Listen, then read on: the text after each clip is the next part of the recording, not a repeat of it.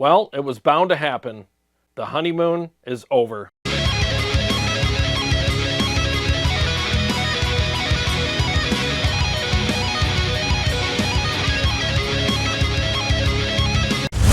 Hey guys, I hope you're all doing well, and thank you for joining me for today's video. You know how it is. You buy a piece of gear, you get it home, and it's like the best amp or the best guitar ever. I'm done, the search is over, this is the one, blah, blah, blah. And then a month later, you're like, what was I thinking? What the hell was I thinking?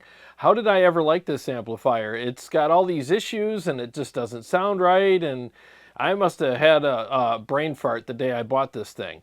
Well, I've had the Friedman JEL for a month now, and I've played it quite a bit, honestly. I played it in some live streams, did some videos with it, and I played it for my own fun playing time as well.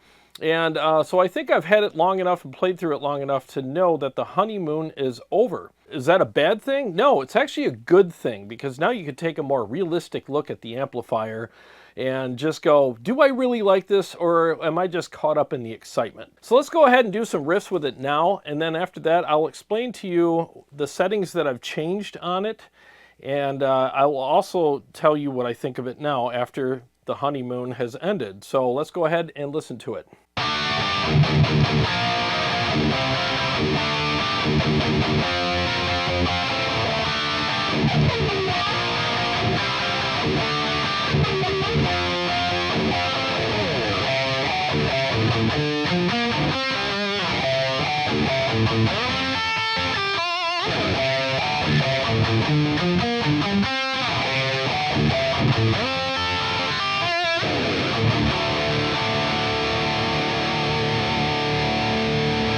Well, if you ask me, that sounds really freaking good.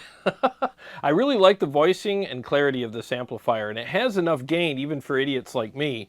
So it definitely has the goods. And some people commented in one of my videos that I did with it and said, oh, there's no low end. I'm like, what? This thing's got a ton of low end. It's got plenty of low end. And honestly, it doesn't sound like a 20-watt amp. It really doesn't. It doesn't sound small. It sounds huge. It's got a great feel to it when I play it.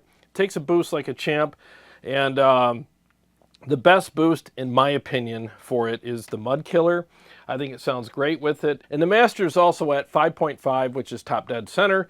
What I noticed about this particular amplifier, if you go much past that, you're going to start hearing the EL84 is starting to fart out just a hair, just a little bit, but you don't want to go much further than 1 o'clock on this, and it'll start breaking up a little bit. But I mean, it's a 20-watt amp. What do you expect? Is it loud enough to keep up with the drummer?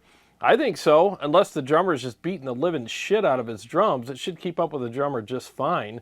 So again, it is loud enough for most drummers anyways, most band practice and live situations.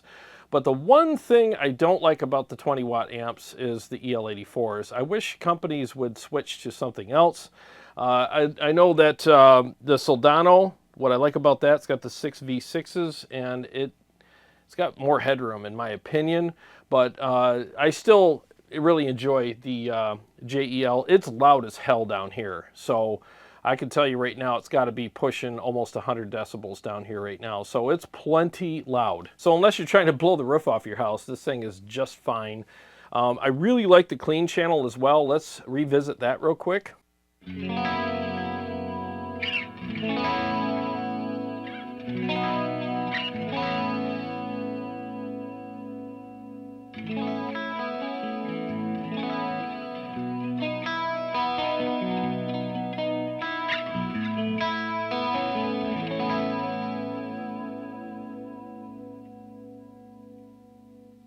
Yeah, the clean channel sounds freaking awesome. It really does. Let me switch back here. So yeah, I love the clean channel. I would easily record or perform live with that. I think it sounds really freaking good. And I have the bright switch on, I believe. So now let me do a couple mixes with this amp. I'll do a simple one and one with some leads and stuff.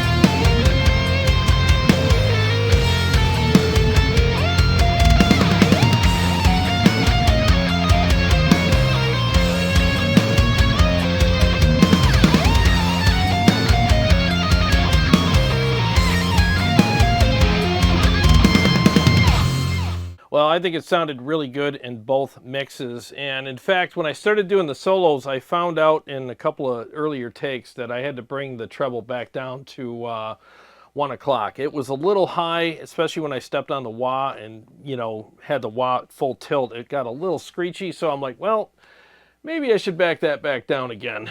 That's why it's always good to test things with rhythms and leads, so you know what's going to sit well in a mix and not be irritating to your ears. So yeah, I got the treble at 1 o'clock now instead of 3 o'clock. So that definitely helped out a little bit. But anyways, I think this amp is absolutely amazing. I love the voicing and the clarity that I get out of it. And it's not as forgiving as some of my other amps are as regarding your playing and stuff, but I kind of like that because it keeps you sharp, you know.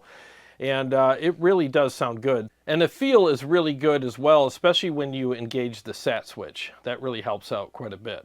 So like I was saying, the honeymoon is definitely over, and I have a more realistic look at this amplifier, and I still freaking love it. I wish it didn't break up at the higher volumes, but it does get plenty loud enough for me to use, and like I said, for most people out there. But I think with the EL84s, it is a little bit limiting if you want to get really super loud with it. But other than that, I think it works for most people. Now, I did hear a rumor that there's a 50-watt version of this amp coming out sometime soon, and if that happens, trust me, I will definitely review it and compare it to the 20-watt and see which one I prefer. But for now, I'm keeping this amp, and I'm going to enjoy playing through it as long as I have it. Well, thanks for watching, guys. I hope you enjoyed the video and got something out of it. And if you play ToneX, Quad Cortex, or KEMPER, take a look at my website. I got a lot of awesome preset and profile packs for you on there. I've heard a lot of good reviews about them. People are really digging them. So get some great guitar tones for yourself. I know you're going to like them. To all my Patreon supporters and subscribers, thank you guys so much. And if you're new to the channel, please subscribe and click the bell so that you can be notified every time I either go live or come out with another video. I got a lot more stuff coming up for you guys, and I'll see you on the next one.